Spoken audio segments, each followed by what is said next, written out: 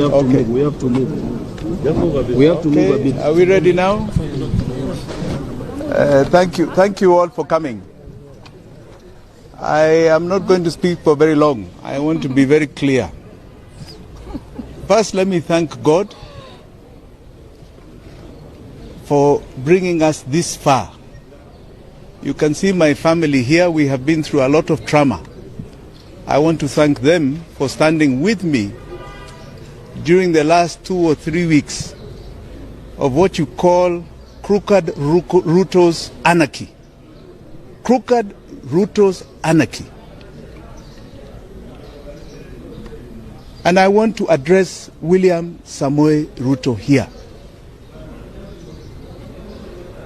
The courts today have upheld the constitution of this country. And you seem to be trying to live in an era that has long passed. William Ruto, why do you fear me?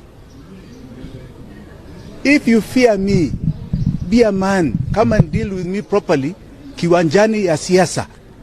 Not in my home, terrorizing my family, and not in these courts with trumped up charges.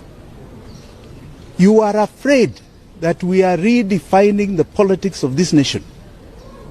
We are moving away from a myopic tribe and region.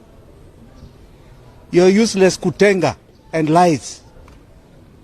We have now moved to the realm of the truth and issue-oriented politics, based primarily today on the economy of Kenya. He had grenades in his home. The second charge they were raising in respect to firearms, that he has firearms without a firearms certificate. The High Court of Kenya had reinstated Mr. Wanjigi's firearms certificate and had ordered the Firearms Licensing Board to obey that order and reinstate that certificate and honor it. They have refused, and they are purporting to have revoked it afresh.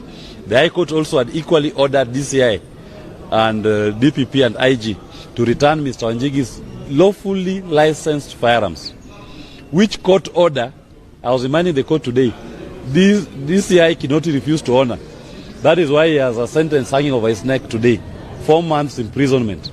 He is begging for his life. He is begging for his liberty. That which he denied Mr. Wanjigi when he was in office.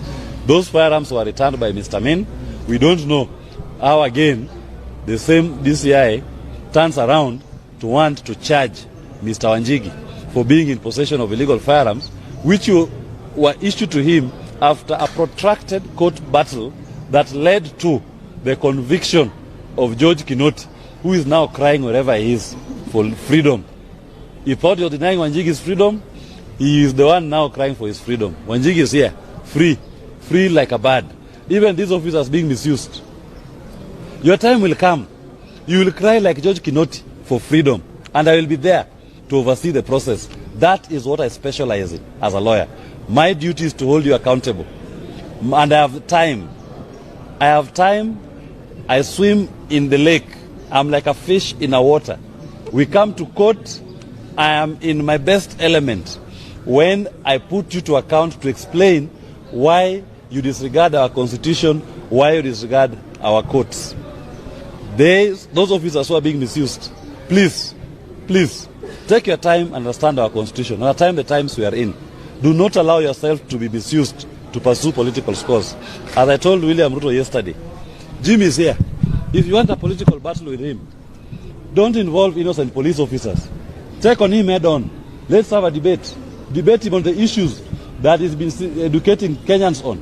The issue of economy, the issue of debt, the issue of how you are taking odious debt in the name of the people of Kenya, the issue of how our youths are unemployed, how our people are hopeless, how you led to a collapse of our healthcare system.